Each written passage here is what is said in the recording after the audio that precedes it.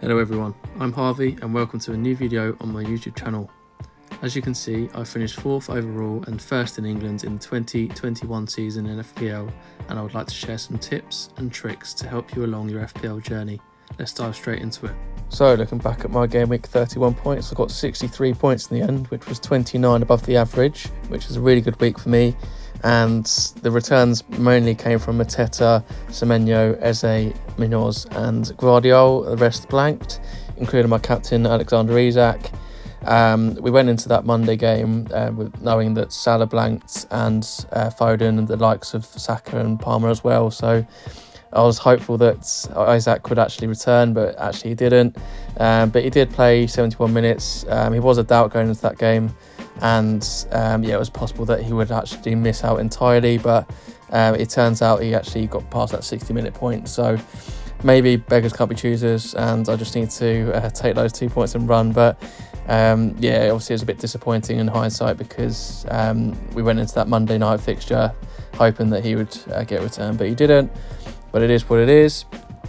The rest of the team, obviously Semenyo got that assist and he got a bonus point as well, which really wasn't expected because obviously there's 4 goals in the game and he only got an assist. But again, his data isn't brilliant, but he did come away with a return, so I might hold on to him for one more week against Fulham and then reassess in game week 33. But I am on wildcard 34, so it might not actually be worth considering a transfer out, because as soon as that game week 34 fixture comes, he won't be in my team. So maybe he'll be a transfer out for Jacob Murphy this week, because I did miss out on his haul against Leicester on Monday night. But again, it is what it is.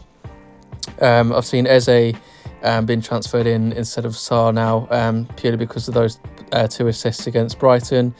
Sarr did blank in that game, but I wouldn't do the sideways move from Sarr to Eze because Sarr's data over the course of the season has been a lot better.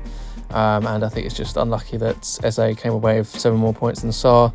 So if you do have Sarr, I'll just hold on to him and not panic, because there is a possibility that he comes away with more points in the doubles. So yeah, happy with that 9 points from Eze.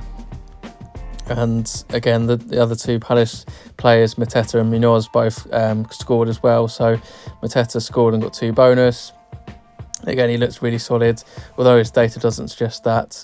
His goal was actually a well-taken finish, and his on-the-ball play as well, just all over the pitch, was really good. So yeah, really happy to own him for the double-double coming up. And same with Munoz. He's just so attacking for the right back, and although again his data doesn't suggest that, he naturally on the eye is always attacking. So yeah, really happy to own him for that double as well. So the transfer in Martinez against Nottingham Forest at home, and he only got 1 point, and he got a yellow card in the 86th minute, I believe, as well. So yeah, not the greatest transfer in history, but at the same time, Alisson didn't actually show up for Liverpool, so I suppose that's 1 point gained than just sticking with Alisson. But the other thing is, obviously, hindsight. I would have transferred in Jacob Murphy for a 16-pointer if I went down that route instead of selling Alisson. But it is what it is, and that's just point chasing. So I got 1 point gained, so I'm going to see the glass half full rather than half empty. The rest of the team, Guardiol, 9-pointer.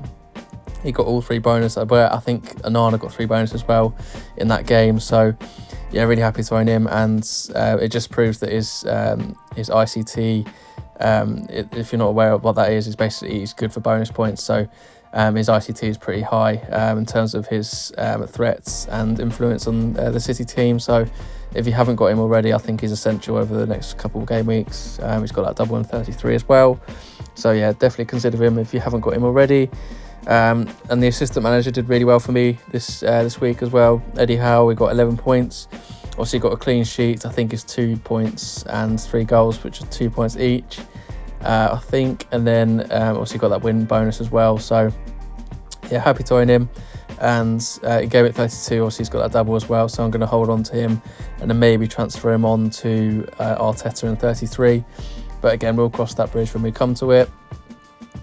And I've just seen there it's 35% owned as well, so he's quite popular. But hopefully he returns in the double coming up in 32 as well. So yeah, that was the team. Happy with the week. I've got a green arrow just outside the 50k now, so hopefully we'll go into the top 50k this season at some point. But yeah, that's the team, and yeah, happy with the week. And moving on to the team for game week 32, obviously Martinez in goal, Southampton away. I think he's the only one, hopefully anyway, famous last words, the only Villa player that's actually nailed on and is actually going to start on that Southampton fixture. Because obviously they do have that PSG game midweek next week, so there might be a bit of rotation, but hopefully Martinez keeps his spots, because obviously I transferred him last week, so yeah, fingers crossed on that one. And then with the double game week players, I've got Munoz, Eze and Mateta, all of which returned last game week, so hopefully more of the same from them. Isak is the captain at the moment, although he didn't really look that lively in that Leicester game on Monday night. I still believe he's the best captaincy shout for this week, especially because he's got that double. If you want to go for Mateta, I think he's the next best option, but yeah, it's up to you really. I'm going with Isak, just like the consensus are for this week. And then Nuri, again, he's in the starting 11 temporarily because I may make the switch to Livramento for Hall, just so that I have 6 double game week players technically with Eddie Howe. But yeah, I haven't made that decision yet. I may just roll the transfer and play Nuri because Spurs look quite shaky at the back, and I think they're prioritising Europe at the moment. So yeah, it's dependent on what I decide to do, but I might save the transfer this week and roll, and then transfer Gabriel out for an Arsenal defender, and then Palmer out for Saka in game week 33. But again, that's to be decided. Again, Semenyo's in the lineup. I've shown so much faith in this man, but he hasn't really repaid my faith. He did get an assist in last game week, but that's not really good enough in terms of the amount of game weeks that he's actually blanked for me. So hopefully he gives me a parting gift against Fulham at home, because I don't intend playing him against Palace away in 33. But yeah, fingers crossed he actually gets a return. I did consider the sideways, well, it's not really sideways, the upward switch to Jacob Murphy, because he's got that double game week, but I just don't see the points hits actually repaying, because obviously Murphy's got that extra fixture, but at the same time I want to save my transfers for game week 33, and I've only got 2 at the moment. So yeah, in hindsight I probably would have moved to Murphy in game week 31, but obviously I didn't do that, so I just have to yeah, sleep in the bed that I've made. But yeah, the rest of the team, Gvardiol, Crystal Palace at home, hopefully he starts. I've seen some people online actually think that he's going to get rotated, but I don't think there's any reason to rotate. Although they've got that semi-final, it's not for another couple of weeks. So yeah, hopefully he does play against Palace at home. And yeah, he's normally in that centre-back spot just behind O'Reilly, who plays left-back now. So yeah, hopefully he gets another free bonus as well if they keep a clean sheet.